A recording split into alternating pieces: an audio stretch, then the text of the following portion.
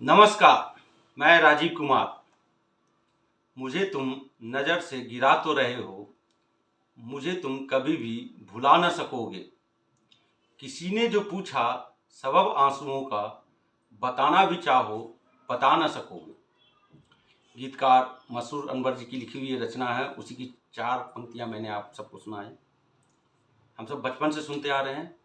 इसमें प्यार की उत्कंठा को दर्शाया गया है, लेकिन आज हमारे देश की मुद्रा यानी करेंसी रुपया पर ये पंक्तियां बिल्कुल फिट बैठती। एक दौर था जब कमजोर रुपये के मसले से मौजूदा प्रधानमंत्री नरेंद्र मोदी को बेइंतहा मोहब्बत थी।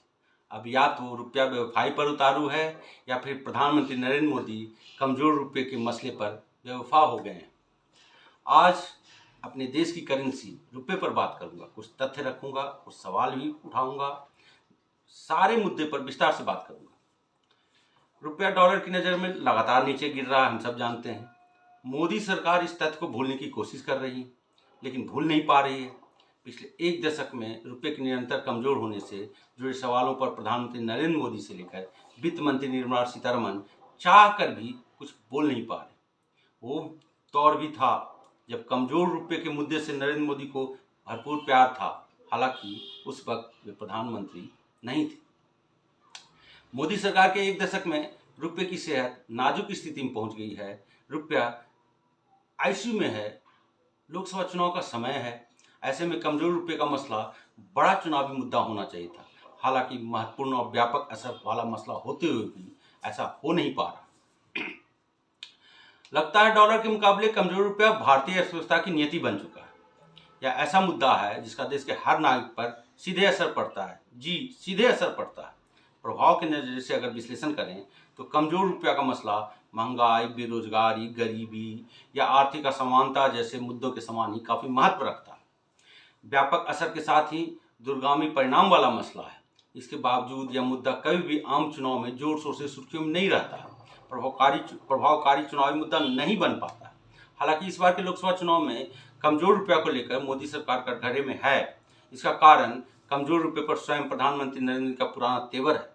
हालांकि उस वक्त वे प्रधानमंत्री नहीं बने थे, बल्कि प्रधानमंत्री बनने के लिए देश के नागरिकों से बड़े बड़े वादे कर रहे थे। इस चुनावी माहौल में कमजोर रुपया पर जरूर बात होनी चाहिए, मेरा यही मानना है। आम लोगों के बीच इस मसले से जुड़ी बारीकियों पर विस्तार से चर्चा होनी चाहिए। चुनाव है तो स्वाभाविक है कि एक दशक से केंद्र की सत्ता संभाल रही मोदी सरकार से इस पर सवाल भी पूछा जाना चाहिए। पहले समझ लेते हैं कि रुपये की सेहत कितनी बिगड़ गई है। हम सब ने मार्च में सुना था कि रुपया अपने सर्वकालिक निचले स्तर पर पहुंच गई है। ऐसे तो आज़ादी के बाद से ही डॉलर के मुकाबले रुपया लगातार कमजोर हुआ है, लेकिन पिछले एक दशक में जितनी गिरावट दर्ज की गई है वैसी स्थिति कभी नहीं देखी गई। इस मोर्चे पर सबसे खराब स्थिति 1990 से 2000 के दशक में रही। मोदी सरकार का एक दशक इस दयनीय स्थिति को पार करने के मुहाने पर। हम सब जानते हैं कि रुपये की सेहत का क्या मतलब है। अमेरिकी मुद्रा डॉलर की तुलना में रुपया कहां पर खड़ा है, उससे हमारे देश की करेंसी की सेहत का पता चलता है। डॉलर रुपया से तुलना का मतलब है अंतर्राष्ट्रीय बाजार में एक अमेरिकी डॉलर के लिहाज से रुपये की कीमत कितनी है या महत्व कितना है। मौजूदा दौर में रुपया सबसे कमजोर स्थिति में है। पिछले महीने 22 मार्च को रुपया अपने सर्वकालिक निचले स्तर पर पहुंच गया था। यह ऐतिहासिक निचला स्तर था। इस दिन 48 पैसे की गिरावट के साथ रुपया अपने सबसे कमजोर स्तर 83 रुपये 61 पैसे प्रति डॉलर पर बंद हुआ। इस साल जनवरी में डॉलर की कीमत ने 83 रुपये के स्तर को पार कर लिया था। उसके बाद से ही 83 रुपये का आंकड़ा बरकरार है और अब इसके 84 रुपये तक पहुंचने की आशंका बनी हुई। आम लोगों के लिहाज से एक बात गौर से समझने की है। सही मायने में रुपया कभी मजबूत रहा नहीं। अंतर्राष्ट्रीय कारोबार में चंद पैसे की बढ़त को ही रुपये की मजबूती के तौर पर पेश किया जाता है। वास्तविकता यही है कि रुपया हमेशा ही कमजोर रहा है। असल मुद्दा यह है कि अलग अलग समय में रुपया डॉलर के मुकाबले कितना कमजोर रहा है। रुपया को सही मायने में मजबूत तब माना जा सकता है जब सैद्धांतिक तौर से अंतर्राष्ट्रीय बाजार में विपरीत स्थिति आ जाए, यानी इस तरह की स्थिति आ जाए कि एक रुपया का मूल्य कई डॉलर से अधिक हो जाए। यह स्थिति फिलहाल ही नहीं, अगले कई दशकों तक सपना सही खाई है।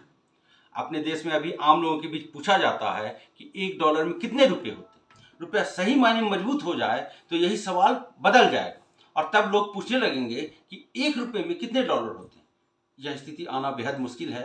वर्तमान में इस पर चर्चा करना भी बेमानी। अभी महत्व इस बात का है कि डॉलर के मुकाबले रुपये की कीमत और नहीं गिरे। कहने को डॉलर रुपये के स्केल को आर्थिक मसला बताया जाता है, लेकिन इसका महत्व सिर्फ आर्थिक नजरिए तक ही सीमित नहीं है। इसके साथ कई पहलू जुड़े हुए हैं। अंतर्राष्ट्रीय बाजार में किसी देश की मुद्रा कितनी ताकतवर है, उससे उस देश की आर्थिक ताकत का अंदाजा आसानी से लगाया जा सकता है। इस लिहाज से दुनिया के शीर्ष 10 देशों में भारत की मुद्रा शामिल नहीं है, यानी कि दुनिया की 10 सबसे मजबूत ताकतवर मुद्रा में रुपया नहीं है। इंटरनेशनल पॉलिटिकल लैंडस्केप की बात करें तो कोई देश आर्थिक लिहाज से कितना महत्व रखता है यह उसकी मुद्रा की ताकत से ही तय होता है। दुनिया की सबसे 10 मुद्राओं में की गिनती बताऊं तो कुवैती दिनार, बहरीन दिनार, ओमानी रियाल, जॉर्डियन दिनार, ब्रिटिश पाउंड, जिब्राल्टर पाउंड, केमन islands dollar, Swiss franc, euro और अमेरिकी डॉलर शामिल है। उसमें भी अमेरिकी डॉलर का महत्व इसलिए अधिक है क्योंकि यह दुनिया की सबसे अधिक कारोबार वाली मुद्रा है। अंतर्राष्ट्रीय व्यापार में अमेरिकी डॉलर का दबदबा है। डॉलर के अलावा बाकी जो ताकतवर शीर्ष मुद्राएं हैं उनके सामने तो भारतीय रुपया और भी कमजोर है। 1 डॉलर में 83 रुपये होते हैं, 1 यूरो में करीब 90 रुपये होते हैं, 1 ब्रिटिश पाउंड में तकरीबन 105 रुपये होते हैं, वहीं 1 कुवैती दिनार में 270 रुपये होते हैं। जब हम रुपये के कमजोर होने की बात करते हैं तो अमेरिकी डॉलर के एक्सचेंज रेट से जुड़ा मसला होता है। अंतर्राष्ट्रीय कारोबार में अधिकांश भुगतान भारत को डॉलर में ही करना होता है। इस लिहाज से कमजोर रुपया से भारत में रहने वाले हर नागरिक के जीवन पर नकारात्मक असर डालता है। भारतीय अर्थव्यवस्था को रुपया के कमजोर होने का नुकसान झेलनी पड़ती है। भारत के आयात बिल पर बोझ बढ़ता है। भारत से होने वाला निर्यात सस्ता हो जाता है। डॉलर के मुकाबले रुपया कमजोर है, यानी विदेश से जो भी सामान आयात करेंगे उसके लिए अधिक कीमत चुकानी होगी। इससे आयातित वस्तुओं के लिए भारतीयों को अधिक मूल्य चुकाना होगा। भारत के आयात बिल में बड़ा हिस्सा कच्चे तेल और प्राकृतिक गैस का है। हम कच्चे तेल का तकरीबन 80% आयात करते हैं, इसलिए अधिकांश भुगतान डॉलर में करते हैं। कमजोर रुपये का सीधा मतलब है कि भारतीय नागरिकों को पेट्रोल, डीजल और गैस के लिए अधिक कीमत चुकानी होगी। पेट्रोलियम पदार्थ के साथ ही बाकी आयात वस्तुओं की कीमतों पर भी कमजोर रुपये का असर पड़ता है। इसमें खाने पीने, कपड़े, इलेक्ट्रॉनिक सामान, तरह तरह की दवा से लेकर कई सारी वस्तुएं हैं जिनका इस्तेमाल गरीब भी करते हैं, मध्यम वर्ग के लोग करते हैं, अमीर लोग भी करते हैं। देश का हर तबका करता है। देश का गरीब से गरीब आदमी भी इन सारी वस्तुओं की अधिक कीमत चुकाने को मजबूर होता है क्योंकि रुपया कमजोर है। देश में ऐसा कोई व्यक्ति नहीं है जिसके जीवन पर कमजोर रुपये का नकारात्मक असर नहीं पड़ता। याद रखिए, कमजोर रुपये का सीधा संबंध महंगाई से है। रुपया जितना कमजोर होगा महंगाई उतनी बढ़ेगी।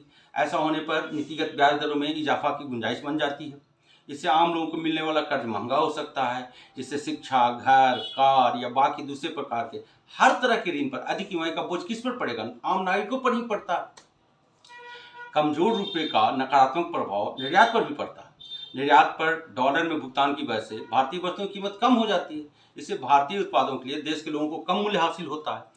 सरल शब्दों में समझें तो रुपया कमजोर होने से अंतर्राष्ट्रीय बाजार में कम डॉलर में अधिक भारतीय उत्पादित वस्तुओं को खरीदा जा सकता है। इसका सीधा असर भारतीय उत्पादकों की इनकम पर पड़ता है। जियोपॉलिटिक्स में मुद्रा की ताकत का काफी महत्व है। इससे समझा जा सकता है कि कमजोर रुपये का नुकसान वैश्विक परिदृश्य में सीधे सीधे देश को उठाना पड़ता है। सामरिक नजर से मुद्रा का मजबूत होना बहुत जरूरी है। अगर डॉलर के मुकाबले भारतीय रुपया लगातार कमजोर होता जाएगा तो वैश्विक अर्थव्यवस्था के साथ ही अन्य वैश्विक मसलों पर भी भारत की आवाज कमजोर होती है। आपकी मुद्रा मजबूत है, इसका मतलब है कि आप आर्थिक तौर से ही नहीं बल्कि राजनीतिक प्रभाव की नजर से भी वैश्विक व्यवस्था में महत्वपूर्ण दखल रखते हैं। कमजोर रुपया महज जटिल आर्थिक मुद्दा नहीं है। विडंबना है कि इतना महत्वपूर्ण होने के बावजूद देश के लोगों में रुपये के कमजोर होने की पर व्यापक चर्चा नहीं हो पाती। डॉलर रुपये के एक्सचेंज रेट को जटिल आर्थिक मुद्दा मानकर छोड़ दिया जाता है। इस कारण से आम लोगों के बीच कमजोर रुपये के नुकसान पर चर्चा उस रूप में नहीं हो पाती है जितना इसका प्रभाव देश के हर नागरिक जीवन पर पड़ता है। देश की अर्थव्यवस्था और हर नागरिक के लिए महत्व और प्रभाव की कसौटी पर कसें तो कमजोर रुपये का विषय अन्य मुद्दों से कहीं से भी कमतर नहीं है। इसे सिर्फ आर्थिक मसला मानकर राजनीतिक विमर्श और चुनावी मुद्दा बनने से दरकिनार नहीं किया जा सकता है। मोदी सरकार के 2 कार्यकाल के बाद यह मसला और भी महत्वपूर्ण हो गया। इस बार के लोकसभा चुनाव में राजनीतिक तौर से कमजोर रुपया के मद्देनजर 2 पहलू महत्वपूर्ण हैं। इसे 2 नजरिए से समझने की जरूरत है। पहला नजरिया तब का है जब मौजूदा प्रधानमंत्री नरेंद्र मोदी प्रधानमंत्री नहीं थे और केंद्रीय राजनीतिक विपक्ष का हिस्सा थे। दूसरा नजरिया अब का है जब वे लगातार 1 दशक से देश की कमान संभाल रहे हैं। बहुतों को याद होगा कि 2014 के लोकसभा चुनाव में नरेंद्र मोदी ने इसे तत्कालीन प्रधानमंत्री मनमोहन सिंह की अगुवाई वाली यूपीए सरकार के खिलाफ बड़ा चुनावी मुद्दा बनाया था। अब मोदी सरकार तकरीबन 10 साल के कार्यकाल में डॉलर की तुलना में रुपया अब तक सबसे अधिक कमजोर हुआ है। डॉलर रुपये की एक्सचेंज की जटिलता के कारण इस मुद्दे पर आम लोग अधिक दिलचस्पी नहीं ले पाते। उनके लिए बस यह जानकारी काफ़ी होती है कि डॉलर के मुकाबले रुपया कितने पैसे कम गया या बढ़ गया। लेकिन याद दिला दूं, यूपीए सरकार के दौरान भारतीय जनता पार्टी ने कमजोर रुपये के मसले को प्रमुखता से उभारा था। 2014 में अप्रैल मई लोकसभा चुनाव हुआ था। इस चुनाव में कमजोर रुपये का मसला एक प्रमुख मुद्दा था, जिसको आधार बनाकर बीजेपी ने जनता से समर्थन मांगा था। प्रधानमंत्री नरेंद्र मोदी उस वक्त गुजरात के मुख्यमंत्री हुआ करते थे। आम चुनाव से पहले सितंबर 2013 में उन्हें बीजेपी ने अपना प्रधानमंत्री पद का उम्मीदवार घोषित किया था। इस दौरान नरेंद्र मोदी जनसभाओं और रैलियों में डॉलर के मुकाबले रुपये के कमजोर होने को लेकर मनमोहन सिंह सरकार पर काफी तीखे हमला किया करते थे। इसे वे देश की छवि और सम्मान से जोड़ते थे। उस समय का नरेंद्र मोदी का एक बयान हूबहू आपके सामने बोल रहा हूँ। नरेंद्र मोदी का कहना था, कोट, मैं शासन में बैठा हूँ, मुझे मालूम है इस प्रकार से रुपया इतनी तेजी से नहीं गिर सकता। नेपाल का रुपया नहीं गिरता है, बांग्लादेश की करेंसी नहीं गिरती है, पाकिस्तान की करेंसी नहीं गिरती, श्रीलंका की करेंसी नहीं गिरती। क्या कारण है? हिंदुस्तान का रुपया पतला होता जा रहा है। ये जवाब देना पड़ेगा आपको, देश आपसे जवाब मांग रहा है, अनकोट। या मैं नहीं कह रहा हूँ, या मौजूदा प्रधानमंत्री नरेंद्र मोदी कह रहे हैं, लेकिन जब वे प्रधानमंत्री नहीं थे उस दौर में कह रहे थे। इस बयान से आप समझ सकते हैं कि रुपया के कमजोर होने से गुजरात के तत्कालीन मुख्यमंत्री यानी नरेंद्र मोदी बेहद चिंतित थे। रुपये की दयनीय स्थिति के लिए मनमोहन सिंह सरकार को जिम्मेदार ठहरा रहे थे। ये वो दौर था जब केंद्र की सत्ता पाने के लिए बीजेपी के प्रधानमंत्री उम्मीदवार नरेंद्र मोदी देश के नागरिकों से बड़े बड़े दावे वादे कर रहे थे। लोगों के मन में बैठा रहे थे कि मनमोहन सिंह सरकार की खराब नीतियों की वजह से रुपये की सेहत लगातार बिगड़ रही है। अब इस मसले के दूसरे पहलू पर बात करते हैं। नरेंद्र मोदी मई 2014 में प्रधानमंत्री बनते हैं। उस वक्त $1 का मूल्य करीब 59 रुपये था। अब तकरीबन एक दशक बाद यह आंकड़ा 83 रुपये को भी पार कर गया। यानी मोदी सरकार के लगातार 2 कार्यकाल में $1 का मूल्य 24 रुपये से भी अधिक बढ़ गया। इस आंकड़े से कोई भी समझ सकता है कि पिछले एक दशक में भारतीय मुद्रा काफी कमजोर हुई है। इसका सीधा असर हर नागरिक के जेब पर पड़ रहा है। देश में आर्थिक तौर से संपन्न समृद्ध 10 से 20% आबादी को इससे अधिक फर्क नहीं पड़ता होगा। इसके विपरीत यह कड़वी सच्चाई है कि कमजोर रुपया से 80% आबादी का जीवन और भी दयनीय होते जा रहा है। आजादी से लेकर अब तक के आंकड़ों पर भी गौर करने की जरूरत है, तब समझ में आएगा कि कमजोर रुपया का मतलब क्या है। तभी इस तथ्य को और बेहतर तरीके से समझा जा सकता है कि पिछला एक दशक रुपये की सेहत के लिए कितना खराब रहा है। मैं फोर्स इंडिया की एक रिपोर्ट का यहाँ पर जिक्र कर रहा हूँ जो कुछ दिनों पहले आई थी। इसके मुताबिक 1947 में $1 की कीमत 3 रुपये 30 पैसे थी। गौर से सुनिएगा, 1947 में $1 की कीमत 3 रुपये 30 पैसे थी। धीरे धीरे डॉलर के मुकाबले रुपये का मूल्य और घटते गया। 1949 में यह आंकड़ा 4 रुपये 76 पैसे था। 1980 में $1 की कीमत 6 रुपये 61 पैसे हो गई। 1990 में 19 रुपये 1 पैसे हो गई। 1980 से 1990 के दशक में 12 रुपये 40 पैसे का फर्क आ। साल 2000 में $1 की कीमत 44 रुपये 31 पैसे हो गई। संख्यात्मक लिहाज से देखें तो 1990 से 2000 के दशक में रुपया सबसे अधिक कमजोर हुआ था। इस दशक में $1 के मुकाबले रुपये की कीमत में 25 रुपये 30 पैसे की गिरावट हुई थी। साल 2010 में $1 का मूल्य 46 रुपये 2 पैसे था। 2000 से 2010 के दशक में 1 रुपये 71 पैसे का फर्क आया। वहीं 2020 में $1 का मूल्य 74 रुपये 31 पैसे हो गया। इस तरह से 2010 से 2020 के दशक में 28 रुपये 29 पैसे का फर्क आया। अब और एक विश्लेषण बताता हूँ। साल 2013 में $1 का मूल्य 54 रुपये 78 पैसे था। गौर फरमाइए, 2013 से 2020 के बीच यानी 7 साल में ही 19 रुपये 53 पैसे का फर्क आ गया। साल 2020 से मार्च 2024 की अवधि में $1 की कीमत 9 रुपये 30 पैसे और बढ़ गई। साल 2005 में $1 का मूल्य 53 रुपये 50 पैसे था। 2010 में यह 46 रुपये 2 पैसे हो गया।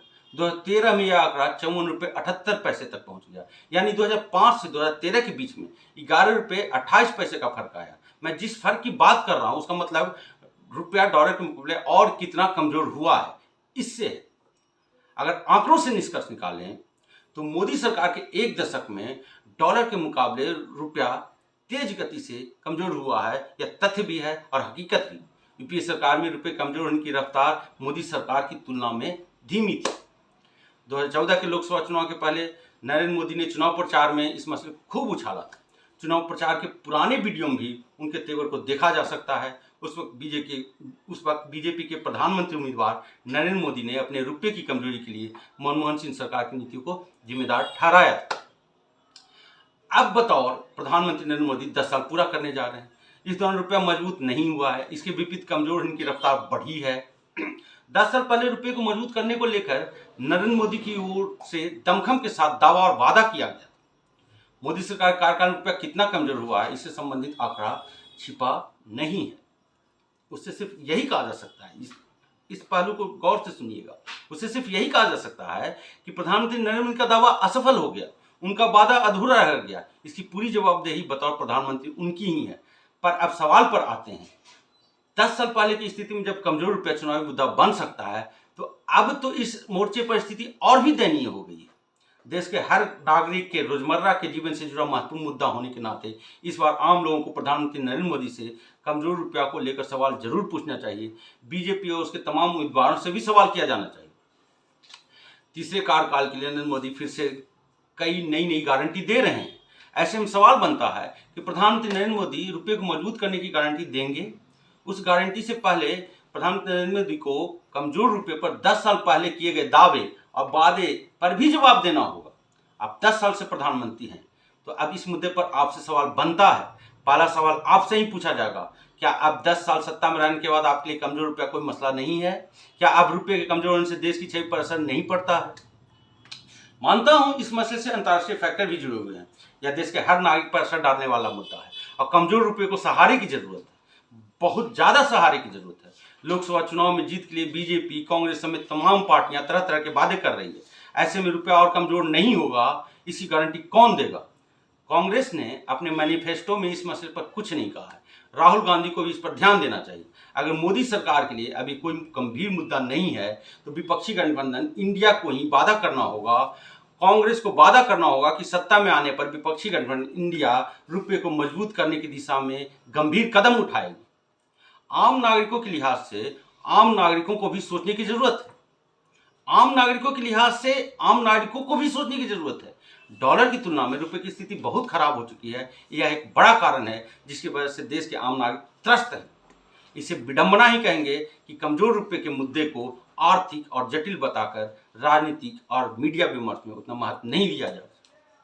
यह नहीं भूलना चाहिए कि इसका सीधा और व्यापक संबंध आम लोगों या कहें हर नागरिक के रोजमर्रा के जीवन से है। इस पर आम जनता की भी जागरूकता लाने की जरूरत है, ताकि वे इसे चुनावी मुद्दा बना सकें, अपने होने वाले जनप्रतिनिधियों से सवाल कर सकें। आज की इस पेशकश में बस इतना ही।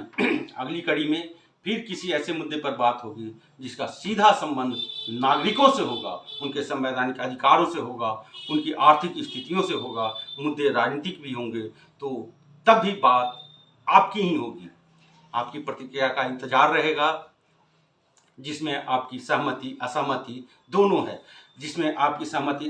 दोनों है, मेरे लिए मेरा मानना है कि लोकतंत्र में असहमति का ज़्यादा महत्व होता है। तो मेरे पसंद आने पर मेरे वीडियो को लाइक करें, शेयर करें और मेरे चैनल को सब्सक्राइब करना बिल्कुल न भूलें। जाते जाते मेरी 2 पंक्तियाँ। जीवन के सफ़र में चंद लम्हे गुजर गए हैं, ख्वाबों के लम्हात का एहसास अभी बाकी है। जीवन के सफ़र में चंद लम्हे गुजर गए हैं, ख्वाबों के लम्हात का एहसास अभी बाकी है। नमस्कार।